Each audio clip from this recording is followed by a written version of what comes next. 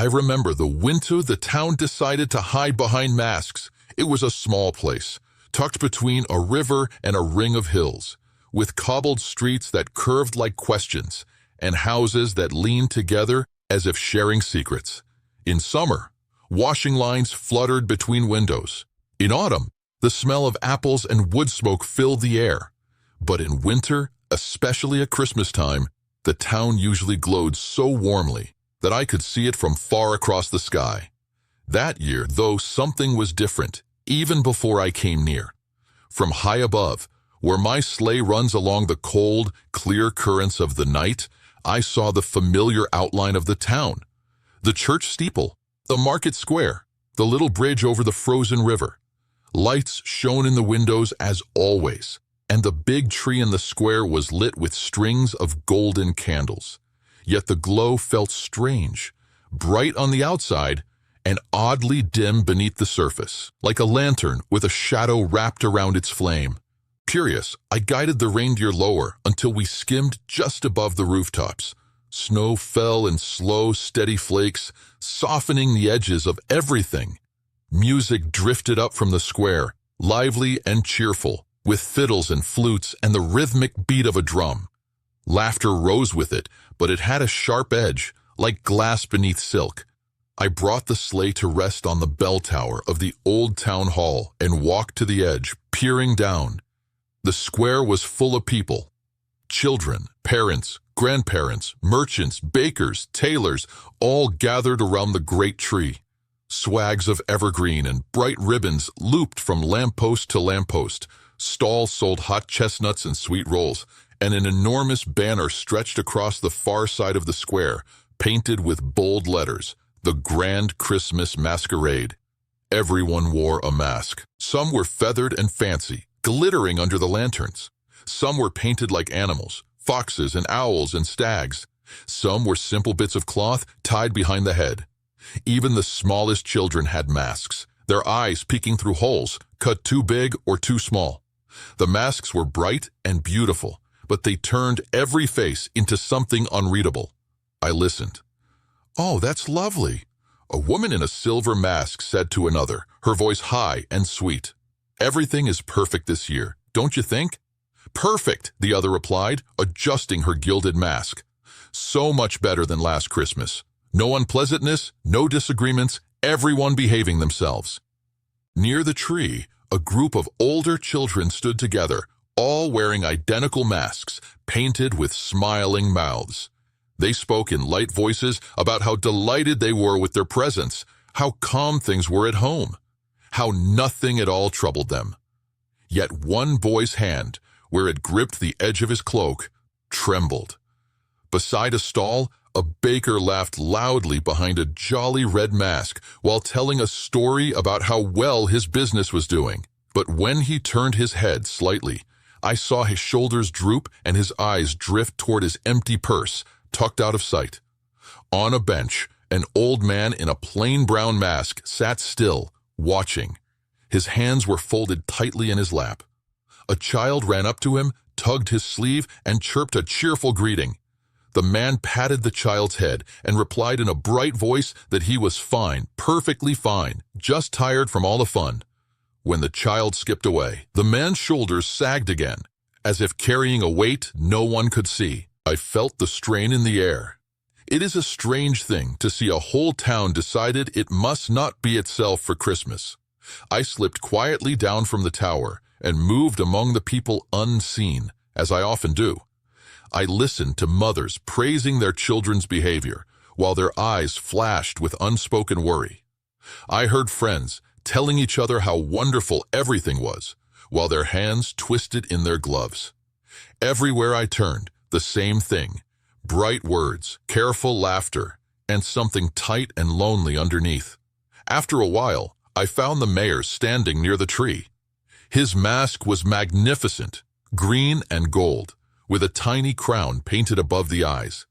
He greeted everyone with hearty words, his cloak trimmed with fur, his voice carrying easily over the music. "A success, don't you think?" he said to a councilman in a dark blue mask. No one arguing about old grudges, no one bringing their sorrows into the square. Just good, clean celebration. It's about time we had a Christmas without problems. The councilman nodded quickly. The masquerade was a fine idea, he agreed. Leave troubles at home, wear your best face in public. That's the rule. And look how pretty it all is. I stepped closer. Tell me, I said softly, though only the heart hears me when I speak this way. How did it come to this? The answer did not come from the mayor. It came from a girl in a simple blue cloak, standing alone near the edge of the square, her mask askew. She was small, with hair escaping from her braid, and boots slightly too big for her feet. Her mask was painted like a smiling moon, but one side had cracked and been clumsily glued. Her name was Anna. She was watching the crowd with a puzzled, slightly hurt expression. In one hand, she held a little paper mask on a stick, the kind you can lift up or down. Right now, it hung at her side. She had not come to the square for this. The masquerade, as I soon learned, had been the mayor's answer to a hard year. There had been sickness in some homes, lost jobs in others, quarrels that had split friends apart. Last Christmas, people had brought their sadness and worry into the square. There had been tears between carols, harsh words spoken in the shadow of the tree. The mayor, uncomfortable with all this rawness, had vowed that next year would be different. So we made a rule. Anna's older brother had told her at home as he adjusted his elaborate mask. Tonight, no one brings their problems to the celebration. We all pretend things are fine. That way it will feel like Christmas again. Anna had frowned. But what if things aren't fine? She had asked. Then you leave that outside the square, he had said briskly. You put on your mask and your best manners and you smile. It's only for one night. One night can feel very long when you are carrying something heavy. Now standing in the square with her wobbly mask, Anna watched her neighbors laugh in ways that didn't quite reach their eyes. She saw Mrs. Petrov, who had buried her husband in the spring, clapping along to the music behind a mask with painted rosy cheeks. She saw her friend Mira's father, who had lost his job, telling a loud joke about his wonderful fortunes, while his hands shook as he poured cider. Anna's chest tightened. Christmas had always seemed to her like the one time everyone was allowed to be exactly what they were. Happy, sad, hopeful, worried, all mixed together like ingredients in a cake. Light in the windows, yes, but also tears sometimes, hugs, apologies, quiet understanding. This felt like a play where everyone had forgotten they weren't supposed to live on the stage. She lifted her little paper mask and pressed it to her face. The world narrowed to 2 small eye holes. The music sounded farther away, as if it were coming through a wall. She dropped the mask again, letting it dangle. This is wrong, she whispered to herself. And that was when I decided to meddle, just a little. I stepped close enough that she could feel me, the way a person feels a warm presence at their back on a cold night. What troubles you, Anna? I asked, in that quiet way of mine that reaches straight to the heart. She started, then glanced around. No one nearby had spoken. The fiddler played on. The dancers turned. The chatter continued. Still, she answered. I thought Christmas was for telling the truth, she murmured so softly that even she was not sure she had spoken. But everyone is lying. They say they're fine when they're not. They laugh when they want to cry. And I feel like if I say how I really am, I will be the only one without a mask. Her fingers crumpled the edge of her paper mask. What would you say, I asked, if you took yours off? She swallowed. That I miss my grandfather, she whispered. This is our first Christmas without him. He used to tell the longest stories and sing the loudest. The house feels empty without his voice. I would say I am trying to be cheerful for my little brother, but sometimes my chest hurts so much I feel like I can't breathe.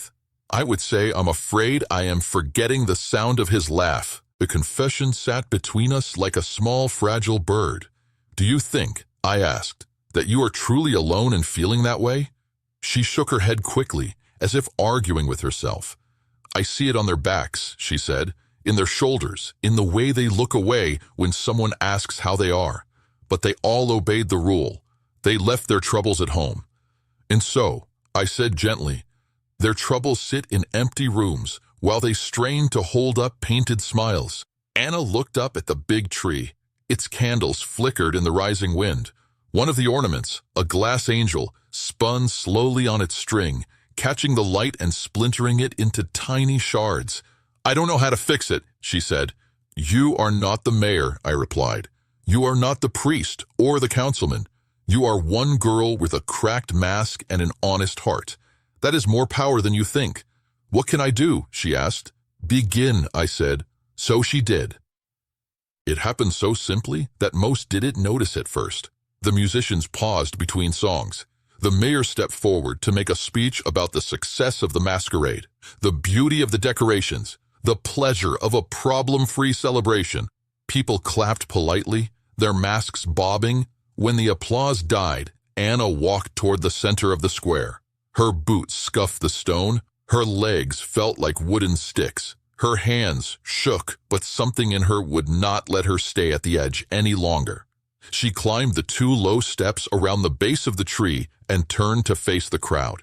For a moment, she simply stood there, the smallest figure in the brightest place, her little paper mask hanging uselessly from her fingers.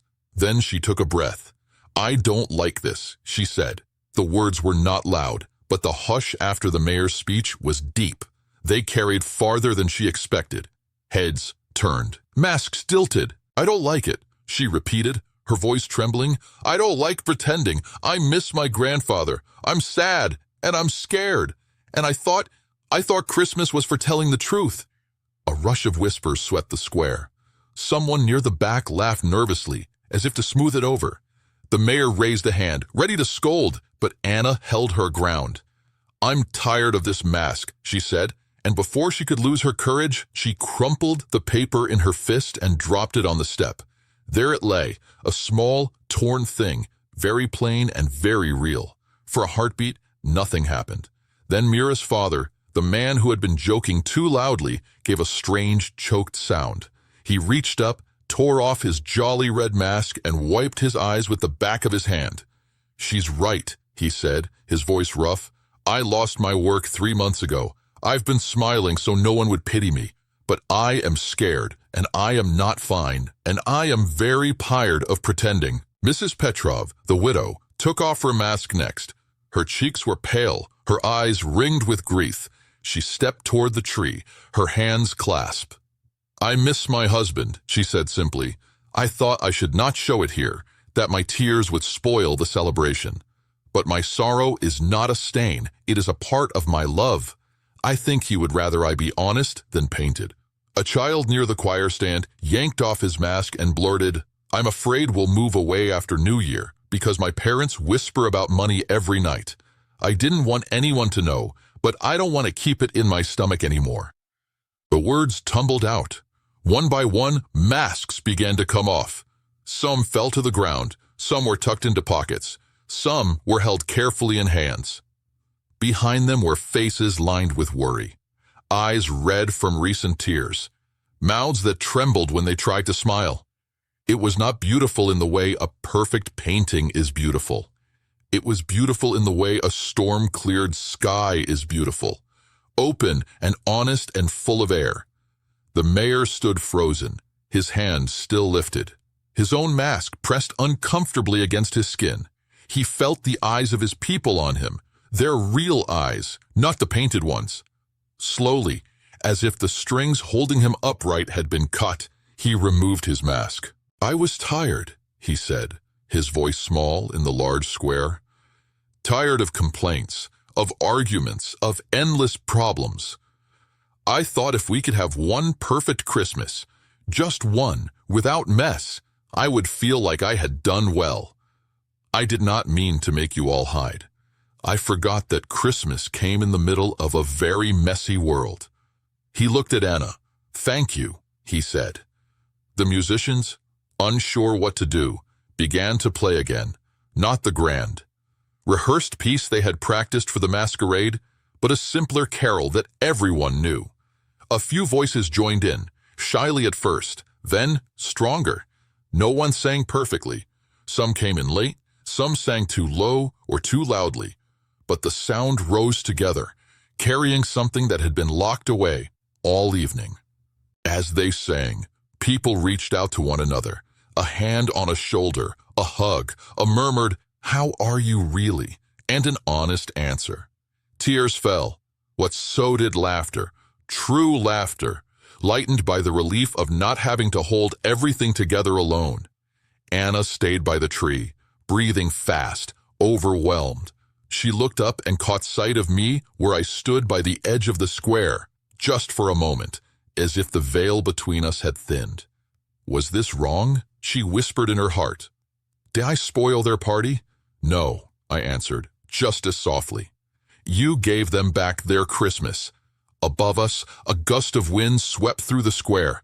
The glass angel on the tree spun faster, catching the light and scattering it over the upturned faces. The candles flickered, but none went out. Later, when the night grew colder and people drifted home, they carried their masks with them. Some would tuck them into drawers and forget them. Others would look at them later and think about the weight they had carried. A few would keep them as a reminder of what not to do again. But all of them, I knew, had learned something important, that Christmas is not a stage for pretending everything is perfect. It is a place where real hearts, with all their cracks and questions, can come together and find that they are not alone. So if you ever feel tempted to hide behind your own kind of mask during this season, to say, "I'm fine," when you are not, to smile so hard your cheeks ache while your heart feels heavy, remember that little town and its masquerade. Remember Anna, standing small and brave by the tree. Remember the moment when faces were revealed and instead of falling apart, the town finally came together. Christmas is not ruined by honest tears. It is not weakened by admitting that we need one another. On the contrary, that is where its real strength lies. I will be out there, as I always am, riding the winter sky. When I look down and see a home where someone dares to say, "This is how I really feel," and another answers, "I'm glad you told me," I will think of the Christmas Masquerade and smile. Merry Christmas, my friend. May you find the courage to take off any mask that keeps you from being known. And may you discover that the people who love you are most grateful for the gift of your true, unhidden self.